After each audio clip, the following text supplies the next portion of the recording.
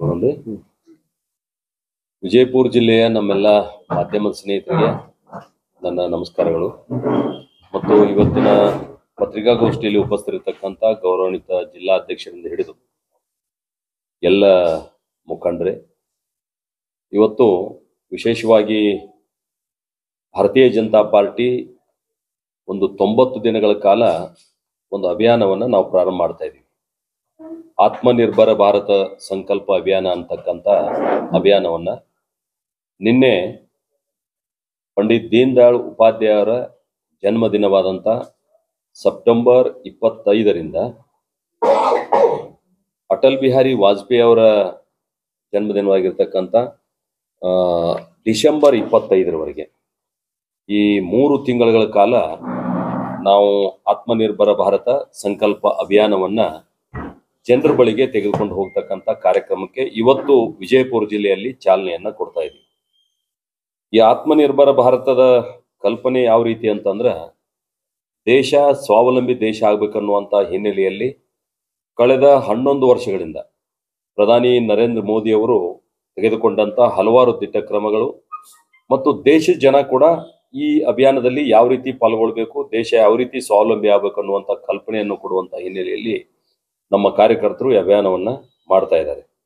ಅಂದ್ರೆ ಸ್ವದೇಶಿ ಚಿಂತನೆಯೊಂದಿಗೆ ಮನೆ ಮನೆಯೂ ಸ್ವದೇಶಿ, ಪ್ರತಿ ಮನೆಯೂ ಸ್ವದೇಶಿ ಅಂತಕ್ಕಂಥ ಒಂದು ಕಲ್ಪನೆಯನ್ನು ಇಟ್ಕೊಂಡು ನಾವು ಈ ವಿಚಾರವನ್ನ ತೆಗೆದುಕೊಂಡು ಹೊರಟಿದ್ದೀವಿ.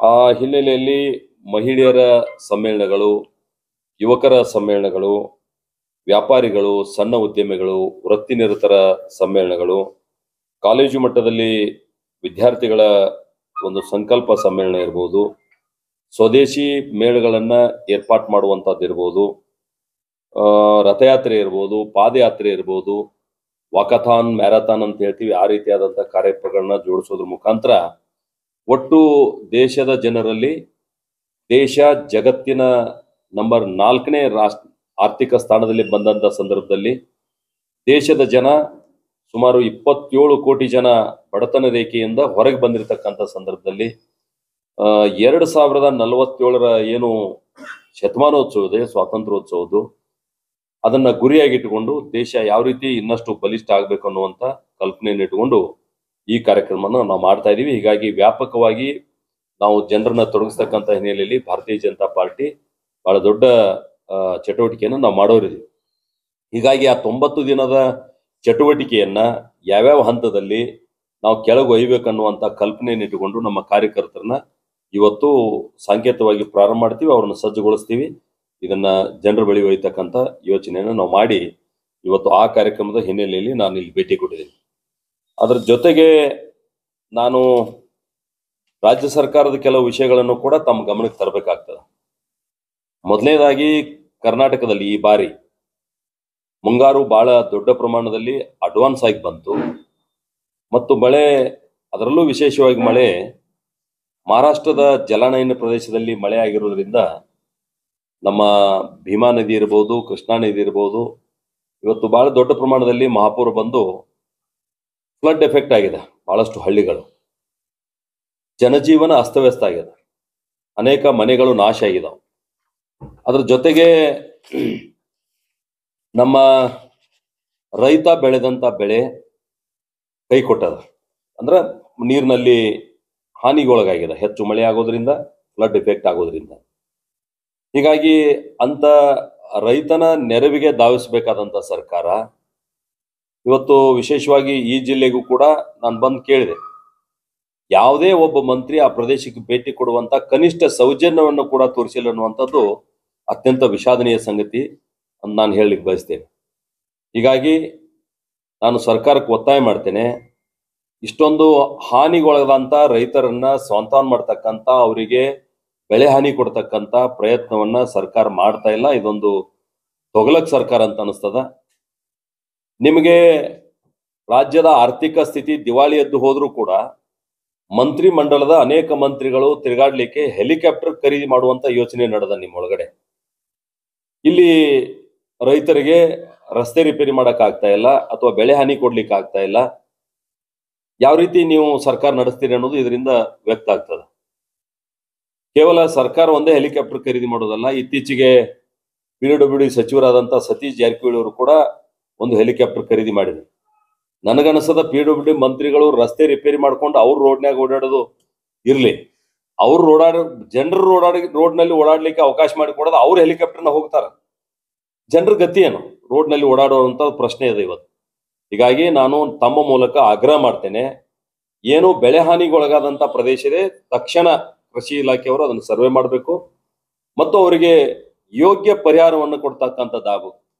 ಯಾಕೆ ನಾ ಈ ಮಾತನ್ನು ಹೇಳ್ತೇನೆ ಅಂದ್ರೆ, ಹಿಂದೆ ಕಳೆದ ವರ್ಷ ಕೂಡ ಅನೇಕ ಕಳಪೆ ಬೀಜಗಳನ್ನ ಈ ಜಿಲ್ಲೆಯಲ್ಲಿ ಮಾರಾಟ ಆಗಿದ್ರಿಂದ ಅವ್ರ ಮೇಲೆ ಯಾವುದೂ ಕ್ರಮನೂ ಆಗಲಿಲ್ಲ ಮತ್ತು ಬೆಳೆ ಹಾನಿಗೊಳಗಾದಂತ ಪ್ರದೇಶದ ರೈತರಿಗೆ ಪರಿಹಾರ ಕೂಡ ಸಿಕ್ಕಿಲ್ಲ ಇವತ್ತಿನ ತನಕ. ಇದು ಅದೇ ರೀತಿ ಆಗಬಾರ್ದು ಅನ್ನುವಂತ ಆಗ್ರಹವನ್ನ ತಮ್ಮ ಮೂಲಕ ನಾನು ಮಾಡಲಿಕ್ಕೆ ಬಯಸ್ತೇನೆ. ಅದ್ರ ಜೊತೆಗೆ ಇವತ್ತು ಸಾಮಾಜಿಕ ಆರ್ಥಿಕ ಸಮೀಕ್ಷೆ ಹೆಸರಿನಲ್ಲಿ ಸರ್ಕಾರ ಜಾತಿಯ ಸಮೀಕ್ಷೆಯನ್ನ ಮಾಡ್ಲಿಕ್ಕೆ ಹೊರಟಿರುವಂತದ್ದು ಕೂಡ ನಾವು ಗಮನಿಸಿದ್ದೀವಿ. ನಿನ್ನೆ ಕೂಡ ಕೋರ್ಟ್ ಹೇಳಿದೆ, ಯಾರಿಗೂ ಒತ್ತಾಯ ಮಾಡಬಾರ್ದು, ನೀವು ಹೀಗೆ ಬರೆಸಿರಿ ಅಂತೇಳಿ ಪುಸಲಾಯಿಸಬಾರದು ಮತ್ತು ಅಲ್ಲಿರ್ತಕ್ಕಂಥ ಅಂಕಿ ಸಂಖ್ಯೆಗಳನ್ನ ಯಾರಿಗೂ ಕೊಡಬಾರದು, ಹಿಂದುಳಿದ ವರ್ಗದ ಇಲಾಖೆಯಲ್ಲಿ ಮಾತ್ರ ಇರ್ಬೇಕನ್ನುವಂತ ಕಂಡೀಷನ್ ನೊಂದಿಗೆ ಸರ್ಕಾರ ಕೋರ್ಟು ಅದನ್ನ ಸಮೀಕ್ಷೆ ಮಾಡ್ಲಿಕ್ಕೆ ಕೊಟ್ಟಿದೆ. ಆದ್ರೆ ಎನ್ಕ್ವೈರಿ ಇನ್ನೂ ಮುಗಿದಿಲ್ಲ, ತನಿಖೆ ಇನ್ನೂ ಪ್ರಾರಂಭದ.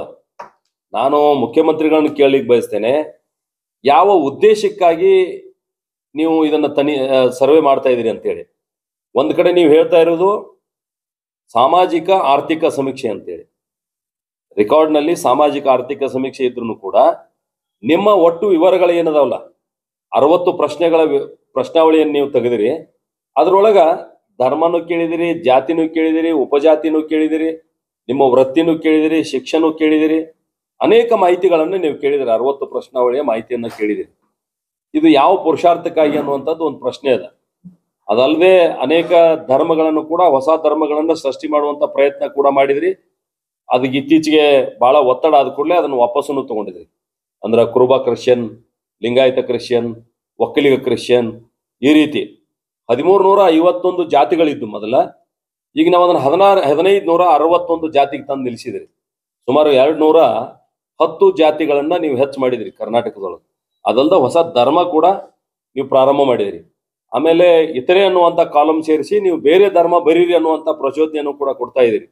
ಅಂದ್ರೆ ಜಾತಿಗಳ ನಡುವೆ ಬೆಂಕಿ ಹಚ್ಚತಕ್ಕಂಥ ಕೆಲಸ ಮಾಡಿ, ನನಗನ್ನಿಸ್ತದ ನವೆಂಬರ್ ಕ್ರಾಂತಿ ಏನು ಕಾಂಗ್ರೆಸ್ನಲ್ಲಿ ಆಗ್ಬೇಕಾಗಿದೆ, ಕ್ರಾಂತಿ ಆಯ್ತಂದ್ರೆ ನನ್ನ ಕುರ್ಚಿಗೆ ಎಲ್ಲೋ ಸಂಸ್ಕಾರ ಬರ್ತೈತೆ ಅಂತ ಹೇಳಿ ಮುಖ್ಯಮಂತ್ರಿಗಳು ತಮ್ಮ ಕುರ್ಚಿ ಉಳಿಸ್ಕೋ ಸಲುವಾಗಿ, ಜನರ ಗಮನವನ್ನ ಬೇರೆ ಕಡೆ ಸೆಳೆಯುವ ಸಲುವಾಗಿ ಈ ಸಾಮಾಜಿಕ ಆರ್ಥಿಕ ಸಮೀಕ್ಷೆಯನ್ನ ನೆಪದಲ್ಲಿ ಜಾತಿಯ ನಡುವೆ ಬೆಂಕಿ ಹಚ್ಚತಕ್ಕಂಥ ಕೆಲಸ ಅವ್ರು ಮಾಡಿದಾರ. ಇದನ್ನೆಲ್ಲ ಬದಿಗಿಟ್ಟು ಒಂದು ಒಳ್ಳೆ ಆಡಳಿತ ಕೊಡ್ಬೇಕಾದಂತ, ಯಾಕೆ ಒಳ್ಳೆ ಆಡಳಿತ ಅನ್ನುವಂಥದ್ದು ಮಾತು ಹೇಳ್ತಂದ್ರ, ಬಹಳ ದಿನಗಳ ನಂತರ ಸ್ಪಷ್ಟ ಬಹುಮತದೊಂದಿಗೆ ಸುಮಾರು 136 ಶಾಸಕರನ್ನ ಗೆದ್ದು ಬಂದಿರತಕ್ಕಂಥ ಕಾಂಗ್ರೆಸ್ ಪಾರ್ಟಿ ಈ ರಾಜ್ಯದಲ್ಲಿ ಒಂದು ಸ್ಥಿರ ಸರ್ಕಾರ ಕೊಡ್ಲಿಕ್ಕೆ ಅವ್ರಿಗೆ ಸಾಧ್ಯ ಆಗಿಲ್ಲ. ಯಾಕಂದ್ರೆ ಪ್ರತಿನಿತ್ಯ ಮುಖ್ಯಮಂತ್ರಿ ಚರ್ಚೆ ಆಗ್ತದೆ. ಅವ್ರು ನಡೆಸ್ತೀವಿ, ಇವ್ರು ಆಗ್ತಾರ, ಇಲ್ಲ ಅವ್ರನ್ನ ಆಗ್ಬಿಡುದಿಲ್ಲ, ಮತ್ತೊಬ್ರು ಬರ್ತಾರ, ಈ ರೀತಿ ಮುಖ್ಯಮಂತ್ರಿ ಗಾದಿ ಚರ್ಚೆ. ನೀವು ಯಾವತ್ತು ಅಧಿಕಾರಕ್ಕೆ ಬಂದಿರಿ ಅವತ್ತಿಂದ ಇವತ್ತಿನ ತನಕ ಚರ್ಚೆ ನಡೆದದ, ಡೆವಲಪ್ಮೆಂಟ್ ಬಗ್ಗೆ ಚರ್ಚೆ ಇಲ್ಲ. ಹೀಗಾಗಿ ಅಭಿವೃದ್ಧಿ ಶೂನ್ಯ ಸರ್ಕಾರ ಏನದ, ಇದನ್ನ ದಯವಿಟ್ಟು ನಿಮಗೆ ಅಧಿಕಾರ ನಡೆಸಕ್ಕಾಗದ ನಡೆಸ್ರಿ, ಇಲ್ಲಾಂದ್ರೆ ಕುರ್ಚಿ ಬಿಟ್ಟು ನೀವು ತೊಲಗಿರ ಮತ್ತೊಬ್ರು ಯಾರು ಬಂದು ಅಧಿಕಾರ ನಡೆಸಲಿಕ್ಕೆ ಅವಕಾಶ ಆಗ್ತದ. ಈ ರೀತಿ ರಾಜ್ಯವನ್ನ ಅರಾಜಕತೆಗೆ ಒಯ್ಬೇಡ್ರಿ ಅನ್ನುವಂತ ಒತ್ತಾಯವನ್ನ ತಮ್ಮ ಮೂಲಕ ನಾನು ಮಾಡ್ಲಿಕ್ಕೆ ಬಯಸ್ತೇನೆ. ಎಸ್, ತಾವೇನ್ರ ಕೇಳಿದ್ರೆ ಕೇಳ್ಬೋದು. ಹೇಳಿದಲ್ಲ. ಹಾ,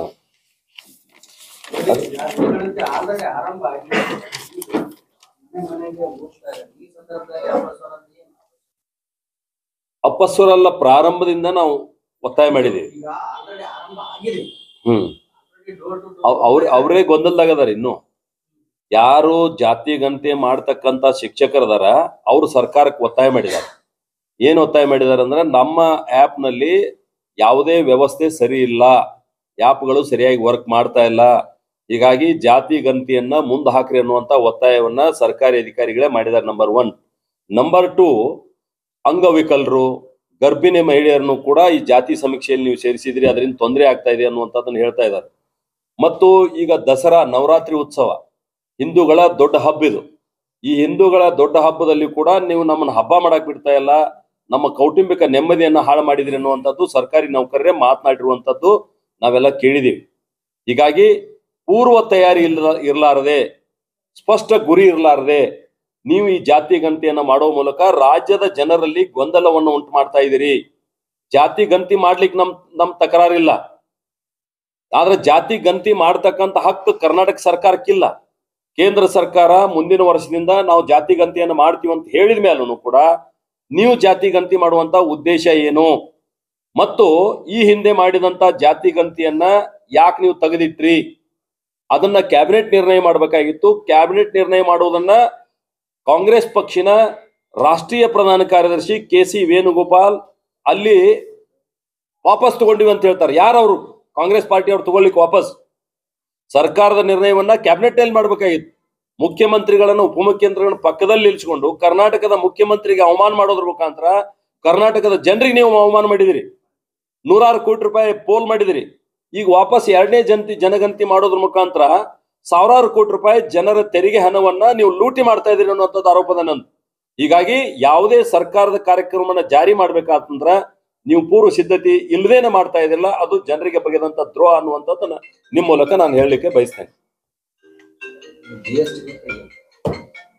GST ರಾಹುಲ್ ಗಾಂಧಿ ಹಿಂದೆ ನಾವೇನ್ GST ಜಾರಿಗೆ ತಂದಿದ್ದೀವಿ, ಆ ತಂದಂತ ಸಂದರ್ಭದಲ್ಲಿ ಒಂದು ಮಾತನ್ನು ಹೇಳಿದರು, ಲೇವಡಿ ಮಾಡಿದ್ರು. ಇದು ಗಬ್ಬರ್ ಸಿಂಗ್ ಟ್ಯಾಕ್ಸ್ ಅಂತಕ್ಕಂಥದ್ದನ್ನ ಹೇಳಿದ್ರು. ತಾವು ಎಲ್ಲ ಕೇಳಿದ್ರಿ, ಬಹಳ ದೊಡ್ಡ ಪ್ರಮಾಣದಲ್ಲಿ ವರದಿ ಆಯ್ತು. ಇವತ್ತು 4 ಹಂತದ GST ಅನ್ನ ಯಾರು ಮನಮೋಹನ್ ಸಿಂಗ್ ಇದ್ದಂತ ಸಂದರ್ಭದಲ್ಲಿ ಇದ್ರ ಚರ್ಚೆ ಆಗಿತ್ತು, ಒಂದು ಫ್ರೇಮ್ ವರ್ಕ್ ಮಾಡಿದ್ರು. ಅವರನ್ನ ಕಾಂಗ್ರೆಸ್ ಪಾರ್ಟಿ GST ಜಾರಿಗೆ ತರ್ಲಿಕ್ಕೆ ಬಿಡ್ಲಿಲ್ಲ. ನಾವು ತಂದ ಮೇಲೆ GST ಅನ್ನ ಜಾರಿಗೆ ತಂದಿವಿ. ನಮ್ಮ ಸರ್ಕಾರದಲ್ಲಿ ಜಾರಿಗೆ ತಂದ ಮೇಲೆ 4 ಹಂತದ GST ಅನ್ನ ರದ್ದುಪಡಿಸಿ ಕೇವಲ 5% ಮತ್ತು 18% 2 GSTಗಳನ್ನ ಮಾತ್ರ ನಮ್ಮಲ್ಲಿ ಉಳಿಸಿಕೊಂಡಿದ್ದೀವಿ.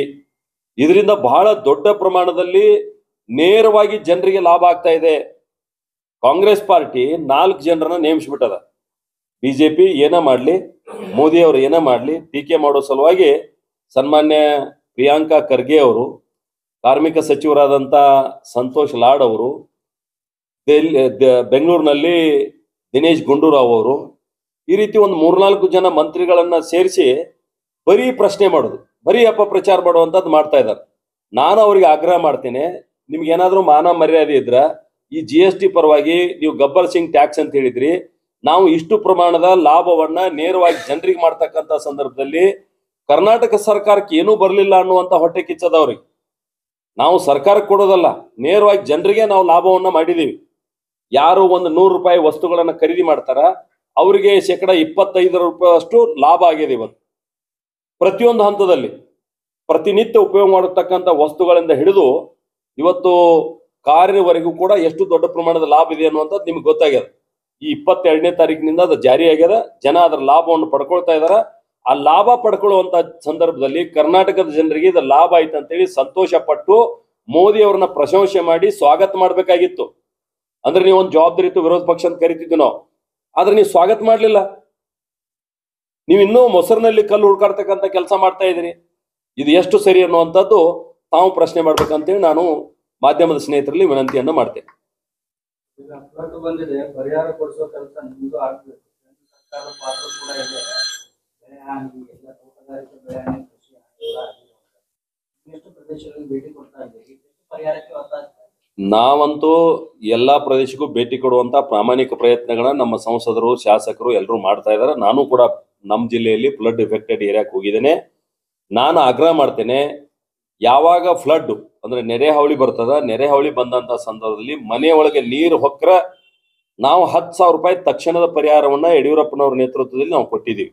ಅಂದ್ರೆ ಹಾಸಿಗೆ, ಬಾಂಡಿ, ರೇಷನ್ ಖರೀದಿ ಮಾಡ್ಲಿಕ್ಕೆ ತಕ್ಷಣದ ಪರಿಹಾರ ಅಂತೇಳಿ 10,000 ರೂಪಾಯಿ ಕೊಟ್ಟಿದ್ದೀವಿ. ನೀವು ಇವತ್ತಿನ ತನಕ ಏನ್ ಕೊಟ್ರಿ ಅಂತೇಳಿ ನೀವು ಪ್ರಕಟ ಮಾಡ್ಬೇಕು. ಒಂದು. ಎರಡನೇದು, ಬೆಳೆ ಹಾನಿ NDRF ಮತ್ತು SDRF ಗೈಡ್ಲೈನ್ಸ್ ಮೂಲಕ ಏನಿತ್ತು ಅದನ್ನ ಮೀರಿ ಅದರ ಡಬಲ್ ಕೊಡುವಂತ ಕೆಲಸ ನಾವು ಮಾಡಿದ್ವಿ ಅವತ್ತಿನ ಸಂದರ್ಭದಲ್ಲಿ. ಇವತ್ತು NDRF ಮತ್ತು SDRF ರೂಲ್ಸ್ ಜಾಸ್ತಿ ಆಗ್ಯದ, ನಾವು ಜಾಸ್ತಿ ಕೊಡ್ಬೇಕಂತದ. ಅದಕ್ಕೆ ಇನ್ನೂ ಎಕ್ಸ್ಟ್ರಾ ಎಷ್ಟು ಸೇರಿಸಿ ಕೊಡ್ತೀರಿ ಅನ್ನುವಂಥದ್ದು ಕರ್ನಾಟಕ ಸರ್ಕಾರ ಬಹಿರಂಗಪಡಿಸ್ಬೇಕು. 2. ಮೂರನೇದ್ದು, ಯಾವಾಗ ಆ ಮನೆ ಹಾನಿಯಾಗಿತ್ತು, ಪೂರ್ಣ ಮನೆಗಳ ಏನು ಹಾನಿಯಾಗಿತ್ತು, ಆ ಮನೆ ಹಾನಿ ಆದಂತದ್ದಕ್ಕೆ ನಾವು 5 ಲಕ್ಷ ರೂಪಾಯಿಗಳ ಪ್ಯಾಕೇಜ್ ಅನ್ನ ಘೋಷಣೆ ಮಾಡಿದ್ವಿ ಒಂದು ಮನೆ ಕಟ್ಕೊಳಕ್. ಭಾಗಶಃ ಮನೆ ಹಾನಿ ಆಗಿದ್ರ 3 ಲಕ್ಷ ರೂಪಾಯಿ ನಾವು ಕೊಟ್ಟಿವಿ, ಸ್ವಲ್ಪ ಹಾನಿ ಆಗಿದ್ರ 1 ಲಕ್ಷ ರೂಪಾಯಿಗಳನ್ನ ಕೊಟ್ಟಿವಿ. ನೀವು ಇವತ್ತು ಏನ್ ಕೊಡ್ತಾ ಇದ್ರಿ? 1 ರೂಪಾಯಿನ ನೀವು ಬಿಡಿಗಾಸು ಕೊಡ್ತಾ ಇಲ್ಲ ಮಳೆ ಹಾನಿಗೊಳಗಾದವ್ರಿಗೆ. ಹೀಗಾಗಿ ಸರ್ಕಾರ ಪಾಪರ್ ಆಗಿದೆ ಅಂತ ನಾವು ಹೇಳ್ಬೇಕಾಗ್ತದೆ. ಸರ್ಕಾರ ಆರ್ಥಿಕವಾಗಿ ದಿವಾಳಿ ಆಗಿಲ್ಲ ಅಂತಂದ್ರ ನೀವು ನೇರವಾಗಿ ರೈತರಿಗೆ ಏನ್ ಕೊಡ್ತೀನಿ ಅನ್ನುವಂಥದ್ದು ಪ್ರಕಟ ಮಾಡಬೇಕು ಮತ್ತು ತಕ್ಷಣ ಕೊಡ್ಬೇಕು. ತಡವಾಗಿ ಸಿಕ್ಕ ನ್ಯಾಯ ಅನ್ಯಾಯಕ್ಕೆ ಸಮ ಅಂತ ಹೇಳ್ತಾರೆ. ಹೀಗಾಗಿ ರೈತನಿಗೆ ತಕ್ಷಣ ನೆರಿಗೆ ಬರುವಂತ ಕೆಲಸ ಮಾಡಬೇಕು ಅನ್ನುವಂಥದ್ದನ್ನ ನಾನು ಆಗ್ರಹ ಮಾಡ್ತೇನೆ. ಮತ್ತೆ ಇಲ್ಲಿ ಬಂದಾಗ ಕೇಳಿದೆ, ನಮ್ಮ ಜಿಲ್ಲಾ ಮುಖಂಡರ ಜೋಡಿ ಮಾತನಾಡುವಾಗ ಜಿಲ್ಲಾ ಉಸ್ತುವಾರಿ ಮಂತ್ರಿಗಳು ಆ ಪ್ರದೇಶಕ್ಕೆ ಭೇಟಿ ಕೊಡೋದಿಲ್ಲ ಅಂದ್ರೆ ಏನು ಅವ್ರ ಕೆಲಸ? ಮುಖ್ಯಮಂತ್ರಿಗಳಿಗೆ ಇವ್ರಿಗೆ ಯಾರ ಮೇಲೆ ಕಂಟ್ರೋಲ್ ಇಲ್ವಾ? ಮತ್ತು KDP ಸಭೆಗಳು, ಪ್ರಗತಿ ಪರಿಶೀಲನಾ ಸಭೆಗಳು ಜಿಲ್ಲೆಯೊಳಗ ಪ್ರತಿ 3 ತಿಂಗಳಿಗೆ ಒಂದ್ಸಲ ಆಗ್ಬೇಕಾಗ್ತದೆ. ಎಷ್ಟು ಸರ್ಕಾರ ದುಡ್ಡು ಬಿಡುಗಡೆ ಮಾಡಿತ್ತು, ಅದರೊಳಗೆ ಎಷ್ಟು ಖರ್ಚು ಮಾಡಿದಿರಿ, ಏನ್ ಉಳಿದದ, ಏನ್ ತೊಂದರೆ ಆಗ್ಯದ ಅನ್ನುವಂಥದ್ದು ಪರಿಶೀಲನೆ ಆಗ್ಬೇಕಾಗ್ತದೆ. ನಾನ್ ಕೇಳಿದೆ, ಇಲ್ಲಿ ಕಳೆದ 1 ವರ್ಷಗಳಿಂದ ಪ್ರಗತಿ ಪರಿಶೀಲನಾ ಸಭೆ ಆಗಿಲ್ಲ ಅಂತ ಹೇಳಿ. ಅಂದ್ರೆ ಜಿಲ್ಲಾ ಆಡಳಿತನೂ ನಿಷ್ಕ್ರಿಯ ಆಗ್ಯದ, ರಾಜ್ಯದ ಆಡಳಿತನೂ ನಿಷ್ಕ್ರಿಯ ಆಗ್ಯದ. ಜನರಿಗೆ ನೀವು ಏನು ಉತ್ತರ ಕೊಡಕ್ ಹೊಂಟ್ರಿ ಅಂತ. Yes sir. ಈಗ ನಾವು ರಾಜ್ಯಸಭಾ ಸದಸ್ಯರಿದ್ದೀವಿ,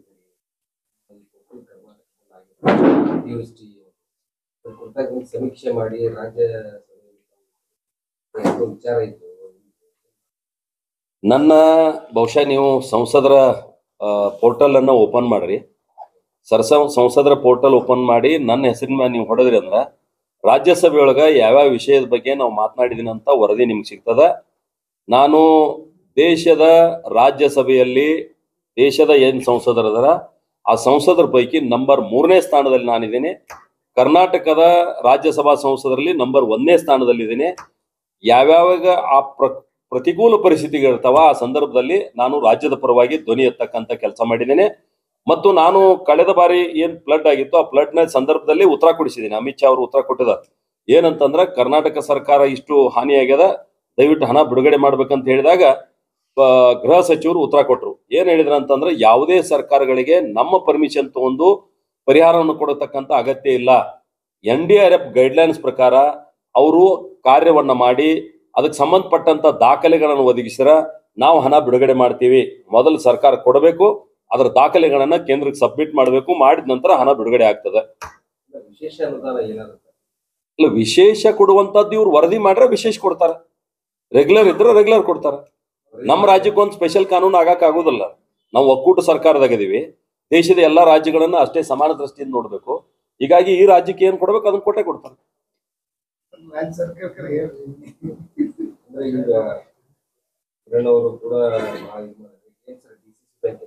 ಅಯ್ಯೋ, ನಿಮ್ ಜಿಲ್ಲೆಗೂ ಹಬ್ಬದ ರೋಗ.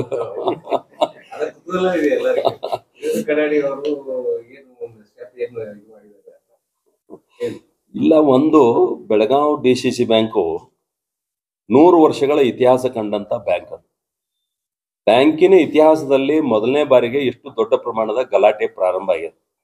ಅದಕ್ಕೆ ಕಾರಣ ಏನು ಅಂತಂದ್ರ, ನಾವು ಸುಮಾರು 14 ಲಕ್ಷ ರೈತರು ಶೂನ್ಯ ಬಡ್ಡಿ ದರದಲ್ಲಿ ಸಾಲವನ್ನ ನಾವು ಪಡ್ಕೊಂಡಿದೀವಿ.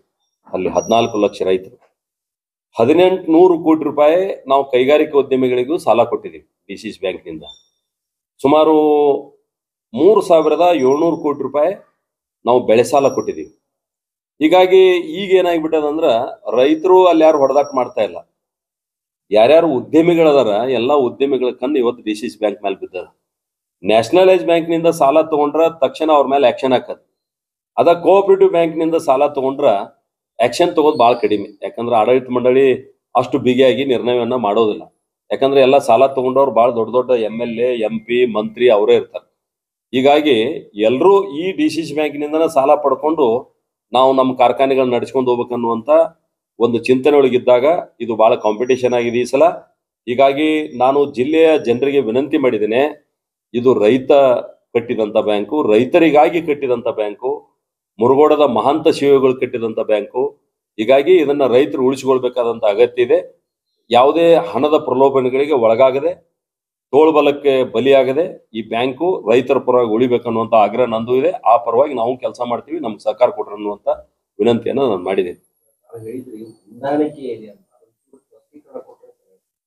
ಇಲ್ಲ, ಒಂದು ಆಲ್ ಪಾರ್ಟಿ ಈ ಚುನಾವಣೆ ಬಂದಂತ ಸಂದರ್ಭದಲ್ಲಿ ಸಹಕಾರಿ ಅಂತ ಹೇಳಿ ಎಲ್ಲಾ ಪಾರ್ಟಿಯವರು ಹೊಂದಾಣಿಕೆ ಆಗಿಕೊಂಡು ನಾವು ಚುನಾವಣೆ ಮಾಡ್ತೀವಿ ಅಂತ ಹೇಳ್ತಾರೆ. ಹೊಂದಾಣಿಕೆ ಯಾರು ಆಗ್ತಾರ ಅಂದ್ರೆ ಬಲಿಷ್ಠ ಇದ್ದವರು ಒಂದ್ ಕಡೆ ಹೊಂದಾಣಿಕೆ ಆಗ್ತಾರೆ. ಆ ಬಲಿಷ್ಠ ಇದ್ದವರು ಹೊಂದಾಣಿಕೆ ಆದ್ರಂದ್ರೆ ಆಮೇಲೆ ಉಳಿದವ್ರ ಗತಿ ಏನು? ರೈತರು ಅಷ್ಟು ಬಲಿಷ್ಠ ಆಗ್ಲಿಕ್ಕೆ ಸಾಧ್ಯ ಇಲ್ಲ. 14 ಲಕ್ಷ ರೈತರಿಗೆ ಸಾಲ ಕೊಡ್ಬೇಕಾದ ಬ್ಯಾಂಕಿನೊಳಗೆ ಬೆರಳೆಣಿಕೆ ಜನ ನಿರ್ಣಯ ತಗೋಂಗಾದ್ರ ಆ ಬ್ಯಾಂಕಿನ ಗತಿ ಏನನ್ನೋದ ಚಿಂತನೆಗೆ ಒಳಗಾಗಿದೆ. ಹೀಗಾಗಿ ಅದ್ರ ಬಗ್ಗೆ ಜಾಗೃತಿ ಮಾಡ್ತಕ್ಕಂಥ ಕೆಲಸ ನಾವು ಮಾಡ್ತಾ ಇದ್ದೀವಿ. ಮತ್ತು ಯಾವ ಸಿದ್ಧಾಂತ ಇಲ್ಲದ ಈ ಚುನಾವಣೆ ಮಾಡ್ರ, ನೀವು ಕೇವಲ ಚುನಾವಣೆ ಕೋಆಪರೇಟಿವ್ ಚುನಾವಣೆ ಬಂದಾಗ ನಾವು ಪಕ್ಷಾತೀತ ಮಾಡ್ತೀವಿ ಅನ್ನೋದು, ಉಳಿದ ಸಂದರ್ಭ ಬಂದಾಗ ನಾವು ಪಕ್ಷದ ಆಧಾರ ಮ್ಯಾಗ ಮಾಡ್ತೀವಿ ಅನ್ನೋದು ಇದು ಒಳ್ಳೆ ಬೆಳವಣಿಗೆ ಅಲ್ಲ. ಇದಕ್ಕೂ ಕೂಡ ಪಕ್ಷದ ಆಧಾರ ಮೇಲೆ ಚುನಾವಣೆ ಮಾಡ್ಲಿಕ್ಕೆ ಸಾಧ್ಯದ. ಸಹಕಾರ ಭಾರತಿ ನಮ್ಮೊಳಗದ. ಹೀಗಾಗಿ ಯಾರ್ಯಾರು ಪಕ್ಷದಿಂದ ಲಾಭ ತಗೊಂಡಿದ್ದೀರಿ, ಆ ಪಾರ್ಟಿನೂ ಇರ್ಲಿ ಈ ಪಾರ್ಟಿನೂ ಇರ್ಲಿ, ಈ ಐಡಿಯಾಲಜಿ ಮ್ಯಾಗ ಕಾಂಟೆಸ್ಟ್ ಮಾಡ್ಬೇಕನ್ನೋದು ನನ್ನ ಪ್ರಾರಂಭದಿಂದ ಆಗ್ರಹ ಅದ. ಬಟ್ ಅದು ಆಗ್ತಾ ಇಲ್ಲ. ನೋಡೋಣ ಮುಂದಿನ ದಿವಸದಾಗ ಪಾರ್ಟಿ ಇದ್ರ ಬಗ್ಗೆ ಏನ್ ನಿರ್ಣಯ ತಗೋತದಂತ.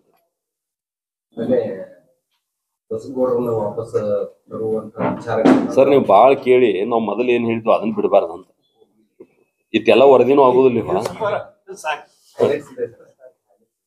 ನಿಮ್ ಬಗ್ಗೆ ಹೆಂಗ್ ಯಾಕಂದ್ರೆ ಬಂದಿಲ್ಲ ನೀವು ಬಾಳ ಮಂದಿ, ಉಳ್ದಂತ ನಿಮ್ ಸ್ನೇಹಿತರಿಗೂ ಹಂಚ್ಕೊಡ್ರಿ. ಮತ್ತೆ ಏನ್ ಇಲ್ಲ, ಒಂದು ಪಾರ್ಟಿ ಒಂದ್ಸಲ ನಿರ್ಣಯ ತಗೊಂಡದ, ಯಾರು ನಿರ್ಣಯ ತಗೊಂಡದಾರ ಅವರು ಅದ್ರ ಬಗ್ಗೆ ಚಿಂತನೆ ಮಾಡ್ಬೇಕಾಗ್ತದ. ಈ ಸಂದರ್ಭದೊಳಗೆ ಮಧ್ಯದಲ್ಲಿ ನಾವ್ ಯಾರಾದ್ರೂ ಮಾತಾಡಿದ್ರೆ ಪಾರ್ಟಿ ಹೈಕಮಾಂಡ್ನು ಪ್ರಶ್ನೆ ಮಾಡಿದಂಗೆ ಆಗ್ತದೆ ಮತ್ತು ನಾವು ಗೊಂದಲ ಮಾಡಿದಂಗೆ ಆಗ್ತದೆ. ಹೀಗಾಗಿ ಪಾರ್ಟಿ ಅದ್ರ ಬಗ್ಗೆ ಚಿಂತನೆ ಮಾಡ್ತದೆ. ನಡೆದಂತ ಕಾರ್ಯಕ್ರಮದಲ್ಲಿ ತುಂಬಾ ಆಪ್ತವಾಗಿ ಚರ್ಚೆ ಮಾಡಿದ್ದು. ಅಲ್ಲ, ಬಸನಗೌಡರು ವೈಯಕ್ತಿಕವಾಗಿ ನಮ್ಮ ಆತ್ಮೀಯರನ್ನ ಪ್ರಶ್ನೆನೇ ಇಲ್ಲ. ಅದರ ಪಕ್ಷದ ವಿಚಾರ ಸಿದ್ಧಾಂತ ಬಂದಾಗ ನಾನು ಪಕ್ಷದ ಒಬ್ಬ ಕಾರ್ಯಕರ್ತನಾಗಿ ಇಲ್ಲಿ ಹೆಂಗಿರ್ಬೇಕು ಹಂಗಿರ್ತೀನಿ. ಅದರ ಸಾಮಾಜಿಕವಾಗಿ ನಮ್ಮ ಸಮಾಜದ ಸಂಘಟನೆ ಬಂದಂತ ಸಂದರ್ಭದಾಗಿ ಒಬ್ಬ ನಾಯಕರಾಗಿ ಅವ್ರಿಗೆ ಏನ್ ಗೌರವ ಕೊಡ್ಬೇಕು ನಾವು ಕೊಡ್ತೀವಿ. ಅದರ ಪಕ್ಷದ ವಿಚಾರದೊಳಗ ಈ ರೀತಿ ಗೊಂದಲಗಳು ಉಂಟಾದಾಗ ಅವ್ರಿಗೂ ಏನ್ ಹೇಳ್ಬೇಕು ನಾವು ಹೇಳಿದ್ವಿ. ಆಫ್ ದ ರೆಕಾರ್ಡ್ ಅದನ್ನೆಲ್ಲ ಹೇಳ್ಬೇಕಾಗ್ತದೆ. ರಾಜ್ಯಸಭಾ ಸದಸ್ಯರಿದ್ದೀವಿ. ಅಮಿತ್ ಶಾ ಅವರು, ನರೇಂದ್ರ ಮೋದಿ ಅವರು ಸ್ವಲ್ಪ ಅತಿ ಹೆಚ್ಚು ಕಡಾಡಿ ಅವ್ರ ಜೊತೆ ಆಪ್ತರಿದ್ದಾರೆ. ರೆಫರೆನ್ಸ್ ಏನಾದ್ರು ಹೋಗಿದೆಯಾ ಸರ್? ಪ್ರತಿಯೊಬ್ಬ ಕಾರ್ಯಕರ್ತ